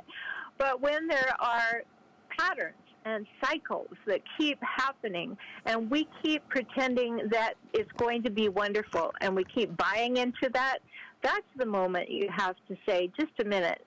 This is a pattern. This is a cycle, and I don't want to go around that roller coaster again. I need help. Right. Okay. Yeah, it's very important to know that because people who are relentlessly difficult, toxic people, they need power over you. And so they will continue to try and exert power and control over you. And at some point, if you wake up and smell the herbal tea, you'll notice that I don't want to feel like that. I don't want to be like that. I don't want my children looking at this, so I need to do something, and I get help then. Right. Well, how you doing? This is Caprice. Hi. How you doing? So what is the distinction between difficult people and chronically difficult people? Well, I think that's what I was mentioning a moment ago. We're all somebody's idea of a difficult person. We have a bad day. We're going through a stressful period. People know us generally in one way, and all of a sudden we're difficult. That's one thing. But chronically difficult people are repeatedly difficult. And the catch that we have to notice is that for the people that I call hijackals, they are going to be worst at home. And so they may look really great out in the workplace or in the neighborhood or the community, and yet at home they will behave completely the opposite and be very, very difficult. And those are the people that we call relentlessly difficult. Okay. And that's also what you call hijackal. Right. Okay. Yeah, so I created the term hijackal because so many people go to the Google goddess and they say, my partner is behaving this way, or my mother is behaving this way. And the Google goddess doesn't have any credentials, so the Google goddess comes back with a clinical diagnosis. Yes, right. And that's not fair. Right. That's what I was going to ask you about. Yeah. So I created a non-clinical term because all hijackals drink from the same pool of traits. It doesn't matter what the clinical diagnosis is, and we all know the traits, patterns, and cycles of hijackals because we've all known one. So that's why I created the term. And I like that, hijackals. So, but I really like it because I'll be calling people that and they won't know what I'm talking about. So thanks so much for giving me a new term. But how do you know if you're with one or related to one? What are the top 5 identifiers of a hijackal, Dr. Shaler? Well, number one is going to be that they always need to win. No matter what conversation you're in, they need to be the top dog. They need to be the one who wins. They need to one who says the last word. They need to have it their way or the highway. So that's number one. And they will do it. Like if to win in the moment, they have to say black is white, that's what they'll say. If 10 minutes later they have to say to win black is red, they'll say that. And when you say to them 10 minutes ago you said black is white, they'll say, you don't listen very well, do you? And it comes back at being your fault. Right. So that's certainly number one. Another one is that they have out of proportion emotions. So you may be talking about something as innocuous as the weather or what movie you'd like to see, and all of a sudden they've gone from 0 to 70, and they're going off like a Roman candle because they don't think you want to do what they want you to do. So these out of proportion emotions are a big deal. Another real hallmark of hijackals, and I have a whole program about this, a self-study program, but is what we call all or nothing or black or white thinking. So when you're doing what they want you to do, you are the best thing since sliced bread. And 2 minutes later, when you're not doing what they want you to be, you're the scum of the earth. There's no middle ground. They either love you or they hate you. That's good. And, yeah. They're the epitome of a controller. All these things are... Oh, very much. Very much. Yeah, they have a need to control, and I mean that. The way that they've been brought up and perhaps some of their brain chemistry, they have a need to control because they are so frightened of anybody getting any power over them that they are sure they're going to take power over everybody else. I have a follow-up question to that, Dr. Shaler. Do you find that most hijackals are also abusive? I know we don't want to label and use clinical terms and all that stuff, but do you find that they're also abusive? Well, they're definitely going to be verbally and emotionally abusive, and the worst among them are physically and sexually abusive. Okay. And then there are those who will be spiritually abusive. So it's going to go across all parts. They may not all have all of them, but hijackals are abusive. What do you mean by spiritually abusive, Dr. Shaler? Well, have you ever been in the spiritual organization where there's somebody who is always lording it over everybody else, no pun intended, who really has that moment where they really feel like they have power and they're going to exert it even if it doesn't make sense? Or what they like to do is to quote scripture at you that their purposes and they won't listen to you. You know, that you don't get a voice in it at all, or when you're not doing what they want you to do, they use scripture. When they're not doing what you want them to do, they won't listen to scripture. So it's a different set of rules for them and for their prey. That's good. That is. Dr. Shaler, thank you so much for this awesome information that you've been giving us in your and we love hijackal, and it will be used ridiculously amount of time, maybe even a lot tonight. So the question is that I would like to know is how can you stop this pattern? Like and I don't know if this is where the question may have gone. Is there help for the hijackal? You know, is there some type of intervention that we do or prevention? What happens to stop this pattern? Well, I'll answer your first question first. The actual fact is most hijackals do not believe there's anything wrong with them, so they don't need help. And what they will do, if you're in a couple relationship and you want to go to counseling, they will go sometimes, much of the time they will go, but they go with the purpose of manipulating, exploiting, seducing the counselor over to their side so that there can be 2 against 1 and they will be right again. Right. What happens when they come to see me, because I have clients all over the world because I work with video conferencing, they don't get that opportunity. So I see it. And so it's very difficult. So in that case, if I say something about the behavior or ask an innocuous question like, what do you think your part is in this problem, they will then turn on me and they will make me wrong. right? So first of all, getting them to counseling is a first step. If that happens, getting them to stay in counseling is the second step, because if they do stay, even when they can't win, then you may be able to do something about the relationship. But generally, no. It's the partners or the adult children or the exes of hijackers that have to go and do their own work, get better skills, get better boundaries, know strategies to deal with it, strengthen their own inner core, their self-esteem, their self-confidence, and their willingness to leave. Because if you don't have the strength to leave, then you are stuck, and you need to build up that. So I see here that we can get, our listeners can get a free copy of How to Spot a Hijackal. So can you tell us how we can encourage our listeners that they can get their free copy and they can start preventing themselves or being around these hijackals? Yeah, it's a really good idea, because if any of this is making sense to you and you want to know about a person in your life, absolutely get the free ebook. And the easiest way to get it is to go to hijackals.com, which is part of my big website for relationshiphelp.com. And hijackals is spelled hijackals.com. Awesome. So what is it that makes you, or makes us so attractive to hijackals? Well, if you have come from an upbringing where there was a hijackal in your life, one of two things will have happened. I mean, certainly there are gray areas in between, but there'll be a tendency either to become like a hijackal, or there'll be a tendency to become what I call hijackal bait. So hijackal bait is a person who they can see will be a person who wants to please them, a person who will go the extra mile for them, a person who will maybe even be quite passive and even suffer from doormat qualities. And the hijackal says, all right, I got one here that I can control easily, and they're attracted to that.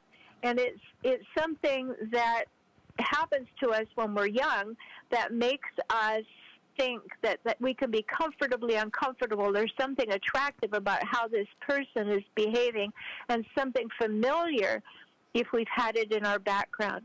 And one other way, if you've been raised in a great home and you have all kinds of compassion and love and you give everybody the benefit of the doubt and everything, you're going to be a really good person for them to go after too, because they think that, I can do anything I want and they're still going to love me. Oh, okay. That's a good point. That's good. So what are the best next steps if someone is listening has just realized hijackal patterns in their relationship and they want to stop the crazy making? Yeah, well, they are crazy making. They cause you to second guess yourself and question your sanity too. So if you've just heard this and you said, wow, that kind of describes a person that I'm close to, maybe it was your mother or your father or a grandparent, somebody who was close to you. Maybe it's a partner. Maybe it's an old relationship that you had. If you recognize that, the best thing to do is, first of all, educate yourself. I've got tons of stuff for people. You can go to forrelationshiphelp.com and find it there. I have YouTube videos. My YouTube channel is called For Relationship Help. And it will help you identify that, because you'll already have read the free ebook, right? Right. And so if you want to stop the crazy making, you have to know that you're the one who has to do the work. Don't think that they're going to do it, because they're not.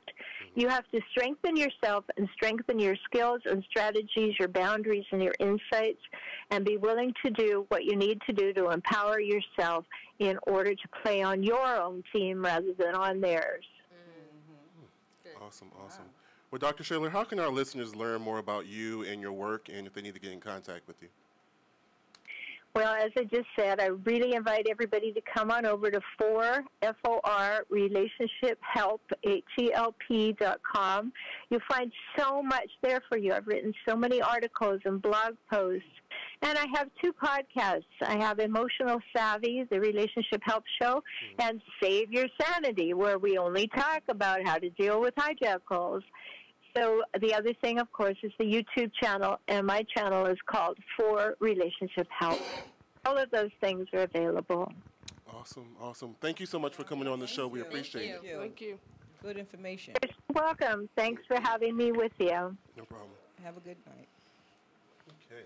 We've had some good stuff. Voice is drying out. Wow, hijackal. Hijackal. That's your new term? Mhm. And then hijackal bait. Hijackal. I won't. Yeah, hijackal and don't be hijackal bait. Right. For the hijackal. Be like, you sneaky hijackal. Mm-hmm. You sneaky hijackal.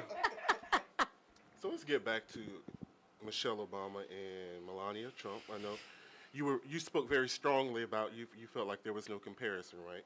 But Kellyanne Conway said that, which I really don't see this as being any type of factor in the deal. She said that Melania Trump has not been featured on any of the covers of any U.S. magazine, while Michelle Obama was featured on at least 24. Well, I guess that kind of does. It kind of says people like you. Right. Bottom line. Now, again, I do think that Sister Girl Trump, she's getting a bad rep because of her association. Mm-hmm. But all of this is like a popularity contest, though. Leave these women alone. But don't Well, she did Kellyanne make work a comment. for her? She wanted to see President Obama's birth certificate. She did. She was vocal about that. Who was back in the day? But don't Melania. But don't Kellyanne? She's She's Mr. the White House 45's senior advisor. Exactly. So shouldn't you be on his wife's side? You right? Well, she could have just left the statement out. I wouldn't have said it. Yeah, I mean. But this is what she said. She said, telling you that the First Lady is a wonderful role model for women and girls. She said her work with youth, you saw her in the East Wing talking about the opioid crisis, empowering young kids and their curriculum in schools. She's doing just a wonderful job. Everyone is just so excited that she and her colleagues are in charge of the state dinner. They see that every time that they witness her going down for hurricane recovery, she is a philanthropist. She is a wonderful role model, and really for anyone, anywhere. She said, I don't think she needs to be on the cover of a magazine for everyone to see how wonderful her work is. Well, I don't like her or dislike her, but we have seen how wonderful her work is because she's posed nude. But okay, that's not what we're talking about. Wonderful work. I liked her hat. So I think they're two totally different women who've had two totally different experiences, and I think the bigger issue here is as women we've got to stop doing that. Yeah. Right. We've got to stop comparing ourselves. I'm not going to live up to the expectations of any other woman because I am Jody Melissa Slaughter, and I come to the table with everything that's happened to me my entire life, and that's who I am, and that's all that I bring to the table. You know, just like Rhonda comes with different stuff, and Nikki and Caprice. Exactly. And this young lady, we all come with different stuff, but together we are powerful. That's why the Me Too movement is so powerful because we're one. We're many people, but with one voice, and that's what we need as women. We've got to stop tearing each other down and comparing ourselves to each other. They dress very differently, but they're both beautiful in their own right. I bet Mrs. Trump is really a nice woman. Yeah. So what precedes her is the reputation of her husband, and if she weren't Trump's wife, would we be having different conversation around I also think that I'm sure Michelle and Barack, they had a conversation about what they were entering into, and they probably agreed on it. Whereas I feel like she was dragged into the position. Right. Yeah. She would much rather be in Milan shopping. And it's a lot, and you can living her tell that life. it's a lot. Yeah. All eyes are on you, and she Right. seems like she's a private person to a degree. Yes. And now all of a sudden, you have the entire world, not just the United States of the America, entire world. but the entire world looking at you, judging everything you wear, everything you say, where you are, what you do, how you do it. And that's a lot for a woman. I mean, it's a lot for a woman, and I think that we need to stop comparing them and identify the qualities and their strengths and celebrate their individuality and uniqueness. Yes. Can you imagine if every woman in America looked like Michelle Obama? She's gorgeous. I love her. She's intelligent. She brings it, and I love her. But can you imagine how boring the world would be if all of us looked like her and dressed like her and spoke like her and had her gifts and her strengths and her talents and her abilities and her weaknesses, and vice versa? What if we all were like Mrs. Trump? We need to celebrate our uniqueness. Yeah. And I think we should also talk about Barbara Bush, more specifically her funeral, and how in all the pictures, the president. She's giddy. She was smiling. And I liked seeing She that was side so of her. Michelle was smiling. She was. Yeah. She I was liked happy. seeing that side of her. You do? I do. Yeah. Mrs. Trump, because it connects. There are certain things in life that connect us as humans. Life, death, trauma. See how when traumatic things happen, we all come together. Yeah. Yes. Yeah. So there are things For a moment. But there are things that connect us, and I liked seeing the human side of her. Right. I liked seeing a different side of her than we normally see. I like the fact that she was probably outside of her comfort zone a little, but she was with people who made her laugh and smile, and I liked. She probably had. I would imagine she had different expectations. And there was no pressure there. There's no pressure and there. she was welcomed, and she was And accepted. again, her husband was nowhere to be found in the picture with all the former. He couldn't. Too much. Okay. Yeah, I don't think. Yeah. Well, I'll have to Just show let you it be. guys off camera, but there was a picture where he was included. I have to show it to you. Is it a meme or is it a real picture? It's a meme. Oh, Somebody created. No. Let me see it. I'll show it to you. Okay. You saw it? Oh, I haven't. Okay. Yeah, it just. Yeah. But I liked that. I liked that. She had no pressure when she was able to be herself. And I love. Enjoy. Yes, and I loved how Mrs. Obama interacted with Mr. Bush. Well, They always do that. They always do that. That was Yeah. genuine, Yeah, yeah. genuine friendship. Exactly. They always and do I that, liked but it. They always had a good relationship. So. That's wrong. It's just wrong. But I liked it. Yeah. You could tell that they really liked each other. Yeah. And maybe that's just what she needed. You know, Mrs. Trump. To see that. To be around. People who accepted her. And like I said, she was thrown into that she did not sign up for this. Michelle walked with him through this. They were senators before. That's wrong. So they worked together to get to that point. Yeah. She was thrown into that. I mean, she don't really want to do that, but she don't want to leave him either. To change gears just a little bit, you know, we've been dealing with a lot of shootings in our country. You guys heard about the Waffle House? The Waffle House, yes. And of course there were lives that were taken, and then there was a young man who worked there, James Shaw Jr. Oh, he worked there. I didn't know that. One Okay. of them worked there. He was one of the got workers. killed. And he sustained injuries as he was, he stopped the gunman. And, you know, now the gunman, of course, he's still alive. So, you know, we can talk about the Waffle House altogether, you know, the sticky syrup bottles. But what are we, the controversy, the question is that the shooter, he's still alive, you know. And just not even 24 hours later, there was a woman who asked for an extra condiment or an extra knife or Thrown fork, on the floor. was thrown on the floor by the police and exposed, breast out, just hanging out. Yeah. And so, what are the conversations you think that we need to have, I guess, about gun violence, if you will, or about what to expect being black? You can't even go into a Waffle House. You couldn't go to a Starbucks last week. Now you can't go to a Waffle House this week. You know, So she was thrown on the floor for what? She asked for some. Just a week before, she was in there, and In she the same she Waffle got. House? It was a Waffle House. It was in Waffle House. Yeah. A week Waffle before, House. then she asked for some extra utensils. They gave it to her. This time, when she went and asked, they went to charge her, and she was like, "Why are you charging me?" Yeah. And it was like, "Well, we're going to charge you for these utensils, whatever." So they said she got outraged, called the police. Two Caucasian police officers threw her on the ground. She still was saying, "Why y'all doing? What did I do?" Threw her on the ground. Her breast was out. Her friend, I guess, was filming it. Like, they treated her like a pure dog, and it was bad. But I'm upset. You know how they say if you don't have nothing nice to say, don't say it at all. Because I'm like, how did the Waffle House shooter walk away? The man that mowed down them people walk away.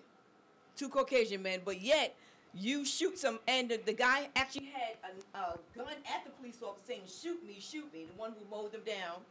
They didn't do anything, but yet somebody that you thought had a gun actually had a cell phone. You managed to kill him. I'm still confused about that. That was the one in the backyard? Yeah. And really But this killed guy said, "Shoot me," pointing a gun at y'all. He just mowed all these mild weapon killing people. So I'm confused. So it's like I'm just. You What hate are to you be confused totally about? done.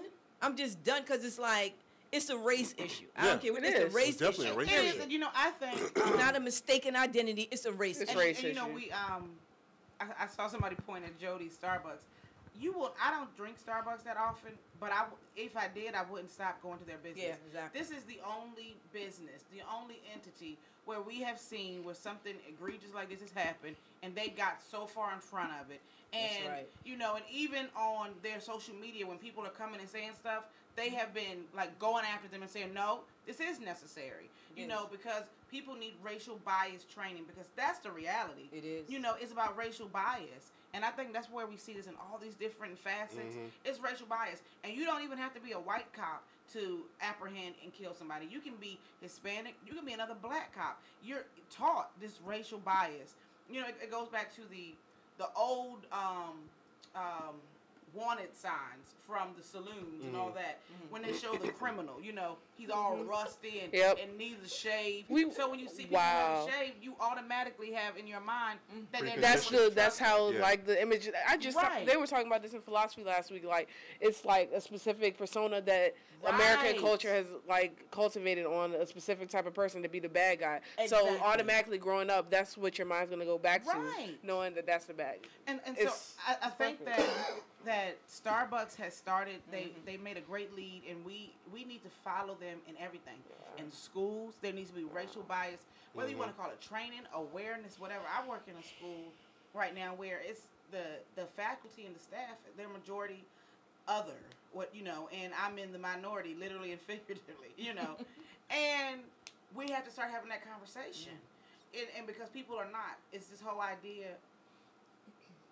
I think it's tasteless to say the best thing, but the most significant thing that I think has happened in all of this bold racial tension is that we have to address it. We can't. It's not that it just got worse. It's not that all of a sudden it's always been there, but it's now with a boldness. And I think this is one of the answers to at least start it, like digging through the root and addressing it. Will be racial bias, training, awareness. My thing is, where do you start? And if this was something like she said that was conditioned as youth, probably. How do you change that? I think we start especially everywhere. In the police department. I think we start the police department. We start in businesses. We start in schools. We start everywhere. I mean, I think we have to have it everywhere. Like seriously, if it has to become a part of curriculum. Because I'll speak for myself. When I was growing up, I grew up in Virginia Beach. And if anyone knows anything about Virginia Beach, it's a mixed area. So you get a false sense of everybody being whatever. Do you know every time when I was growing up, we would go to Norfolk, my mom would make sure she would say, lock your doors. And as soon as we got to Norfolk, and it was like a culture shock. And I'm black, and we were like, somebody come up to I'm the same way. That is true, though. I think that they should like start introducing stereotypes a little bit earlier. Because I didn't even grasp the whole meaning of stereotypes until I was like a sophomore in high school. So I think they can start with like simple things like that with like second graders to depict what different cultures are, and that one set thing isn't just for one culture, and it can be for everybody. And we can have it everywhere. I mean, shows like Blackish, and Fresh Off the Boat, and all of these things. We need to have, even though these shows are comedies, these are sitcoms. We need to have more shows that even show the differences, and maybe not so many sitcoms. Maybe the sitcom is giving you the light version of it, but we need to start putting the things out there so it becomes. It has to be a part of the popular conversation. And I don't think it's just a white and black thing. I think it's not. You have the implicit biases, and I think and there's another type of bias where you unconsciously know what you bias against and what you don't know. Because I remember I said a comment, because I'm from New York, and when I go back to New York, it's just so many different people. You got Jamaicans, Haitians, Spanish, Puerto Rican, everybody's up there. It's like a melting pot. And then I said to my sister, she was like, I said, I need to get back to Virginia. Because at least I know who's against you. You know what I'm saying? I know who's against you. Up here, they don't like them. The Haitian don't like the Jamaican. It's just so much going on. Everybody stays, it's like, okay, let me go back to where I know who against me. I can function better down there. So it's like it's not just white and black. It's everybody. Everybody has issues going on. Okay, well, like you said, when it's nighttime, get out of Park Place in Norfolk. You know anything that ends in place in Norfolk. Oh my God! I'm just messing. Well, Park. and it's implicit and explicit. So explicit are the ones that you know about. Implicit are the ones that you don't know, that you're not aware of, but you still act on. Yeah. And I know my biases. And I do believe that we have to begin having serious conversations where we're not pointing the fingers, but where we're coming to the table and we're having honest, transparent open heart, conversation. open mind. Yes, because unless you're a person of color in America, then you have no idea the experiences of people of color. And if you're not a person of color, then we can't totally relate to the experiences that they have, because we can't. But when we come to the table and when we're honest and when we're open about that, then it changes the dynamic. Right. And, you know, and so my thing is, you know, I grew up in Pulaski, Virginia, and it's predominantly white. So I went to a predominantly white high school. I came to Old Dominion University for college. It's predominantly white. I did my master's at Regent University, which is predominantly white. And I'm back here for my PhD. But I remember when my parents dropped me off, I was like, oh my God, Daddy, look at all these black people. Mm-hmm. Yeah, but because you think that everybody lives the way you do until you realize that they don't live the way you do.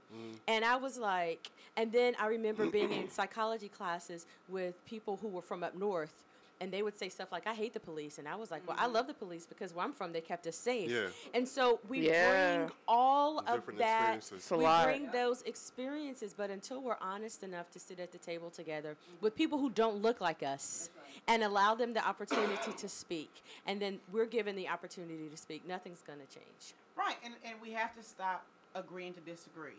You know, we have to stop saying, well, we're just different. You have to, if you cannot...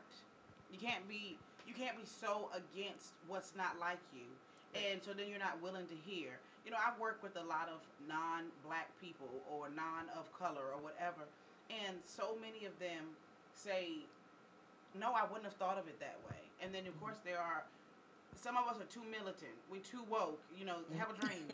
You know, we too woke, and we're like, well, they should have thought of it. No, they shouldn't have. Why would they have thought of that? It's not been their experience. Right. You know, like one thing in particular that they do at the school where I am, they have this history day, and it takes place during a colonial period, but during slavery. So the kids have to dress up during that time. Obviously, nobody's in there in shackles.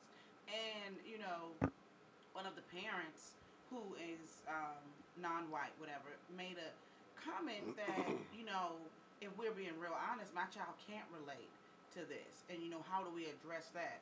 And, you know, some of the employees were like, you know, until you said that, I never thought about when we think about this period. I didn't think about that this child would not, even though they're dressed like a little, you know, colonial child, you know, for this program, that wouldn't have been their experience. Right. But that's not their frame. That doesn't make them racist. That doesn't make them insensitive. You know, that's not, you know, further down south I travel, when I see a whole bunch of trees, I instantly see lynching. Yeah, you're right. You know, though it was not my experience, I see it. I think about it. Because that's your worldview. That's how you view the world. You view the world through the eyes of a person of color. Right. Exactly. And you have to be willing to, like Jody said, you have to be willing to share, and you have to be willing to listen. Exactly. I'm going to tell you about an experience right quick that I had. My daughter went to a predominantly white school, and I felt... and I was ignorant, and I admitted to my child that, no, you go to a predominantly white school. So she's in Longwood. She's been in Longwood for 2 years. So she went to my niece's school, Bowie State, for like over the Christmas break. She went there just to thing. State. So when she came back, and like 2 weeks later, she called me and she says, "Ma, can I talk to you?" And I'm like, "Yeah." And she says, "Well, I don't feel like I'm getting a full college experience here." And I said, "What do you mean?" She said, "You wanted me to go to a PWI." So I'm like, "Well, what's PWI?" Yeah, PWI. Yes. Right. And she said, Predominantly White Institute. But I didn't realize how much I was missing about me by coming here. She said, because I feel like they train us to think like them and to how they want us to be. And if you're not in, she's a psychology major, if you're not in nursing or teaching, then you're not really their focus. So I said, "Well, where you want to go?" And she said, "VSU." I instantly went to what I heard. And I was like, "You're not going there. They ain't going to teach you how to be black and black. You're not trying to come out of their ghetto." And I'm all going off on her. And she was like, "No, it's not like that." And I'm a product of HBCU. So now I went to the school. She said, "Well, Ma, can I just go ahead and sign up and you see?" And I said, "Fine." So we went up there. And I was just so amazed. And the gentleman that led the school thing, he talked so highly. He was like, "You don't understand. We the #1 business management school." He was telling us and I'm like, And I told him, I said, you know what, sir? I said, I apologize. I was really ignorant to the fact because I was listening to other people about HBCU. I was like, no. But now she got into VSU and she's going to start going in August. And she said, and I said, why you didn't tell me that shit? Because I didn't think that you would let me change schools because you had this bad perception of a HBCU that they just going to teach you how to step and everything like that. She says, but it's my college experience and I want to feel like I'm a part of college. So I let her go to VSU. So it's like, okay. But, and I emailed the gentleman back. I said, you know, you have totally changed my mind. I said I was ignorant. The presentation you gave and what an HBCU offers, I did not know that. Because, see, here's the thing, speaking from an HBCU And I was very attended. happy. Yes, some of y'all try Attended. Some of y'all try to throw shade. You're alumni. Because I didn't graduate. But, which school did you attend? Howard University. Howard. Hallelujah. Yeah. Family. Howard. I'm just in the real HU compared to Hampton. So, the thing is, the education. Yeah. The education at a HBCU is comparable and in some cases more than a PWI. It is. But that's not the experience that you get from HBCU. It's not about getting the better education or getting the lesser education. There is a part of culture that where it connects. Exactly. You know, like I said, I grew up in Virginia Beach where it was like a melting pot. And so going to an HBCU gave me a different culture. I didn't even know there was a Black National Anthem until I went to Howard.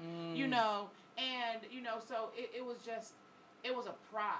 It was a sense of... That's what I always hear. You know, they instill a pride. It is. It's this belonging. It's not a separate thing. It's not a false sense of the real world. It's a community that, you know, really shows you so much. It's an intrinsic thing. I mean, or not intrinsic. It's a intangible thing. But when you hear so much stuff and you learn, like I said, to be biased against your own people. Right. Like I said, so then that's why I automatically went to that. But she said she feel much happier going there, and the campus was nice. Everything was real nice. And I'm like, I really felt bad because I'm like, you know, I was really ignorant to the fact. Right. So, and but tell her, don't go to that store on the corner that sells pork chop sandwiches. No, she don't want no pork chop sandwiches. Tell her stay away. There's a little gas station on the corner. But I'm hoping that, I said I didn't want to take her experience away, so I'm hoping that she gets a good experience. So the first 2 years she was able to be at the PWI, and now she get the full Black. I think she went there at the time to a provost or whatever that thing is called, and she was like, I just felt like I'm missing out on so much. I'm like, oh, okay. Wow. Okay. Well, ladies, I want to thank you for coming on this final episode. Once again, you guys have made me very proud and given my voice a rest. I appreciate it. I do have one final topic I want to talk about. It's talk about finding the good in goodbye. I was reading this article. Wow.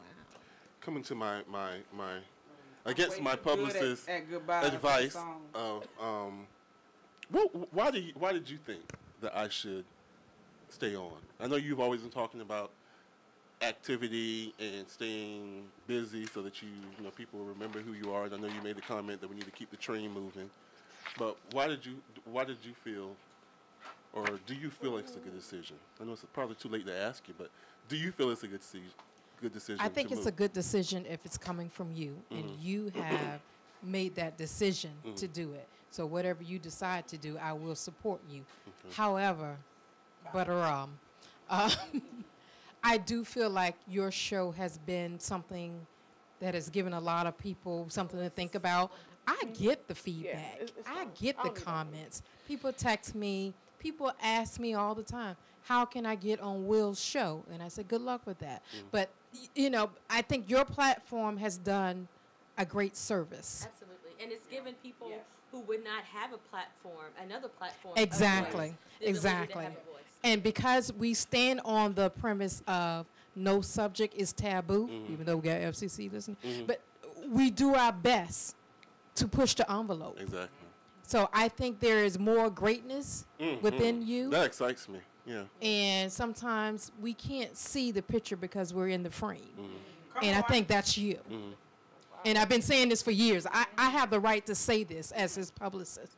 He is greater than what he realizes. He absolutely is. And your voice has power. Yes. And your voice has influence. His presence has influence. And you may not ever see, you may not see that tomorrow, and you may not see that next week or next month, but you're going to see it. And if I may say this, ride on the momentum.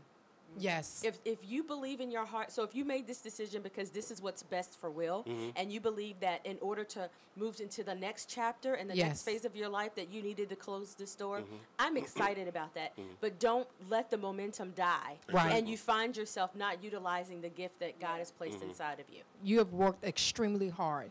A lot of people don't know what you do to prepare for this show. They think you just show up. Oh my God. And you start talking for 2 hours.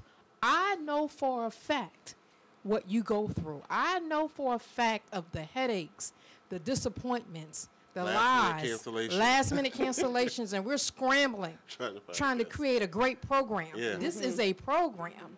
This is not something we do as a hobby. We show up to do our best and to give our best. And I thank you for that. And you've planted. So these are seeds that you've planted, and you've cultivated these seeds. And so you're going to, the harvest is coming. And I am so excited for you.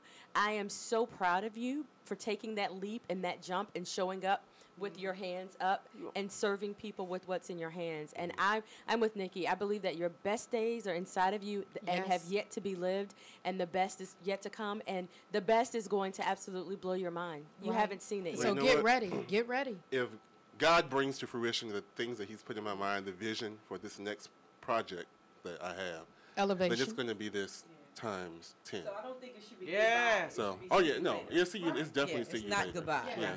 And if you thought this was good, you're going to be blown away by this. Oh, baby. I can guarantee you that. You'll be blown Well, I like to be blown away. Yeah. I bet you do. And on that note, I didn't mean it like that. Yeah. I'm just playing, sweetie. Yes. But once again, thank you all for coming. And if you want to keep up with me, willstrayhorn.com. Let's Face It Radio.com will be going down probably in a couple months. I'm going to keep it up for a while I transition into this next move. But stay tuned. You can always follow me on willstrayhorn.com. That's with one L. And until we meet again, God bless you. God bless. God bless. To say goodbye to yesterday. Thank you for listening to Let's Face It with Will Strayhorn and Friends. Please be sure to visit us on the web at letsfaceitradio.com and at Let's Face It Radio on Facebook for the latest in show information and exciting, innovating ways that you can be a part of the show. So tune in next week, same place, same time, for real people, real topics, real talk. Let's face it.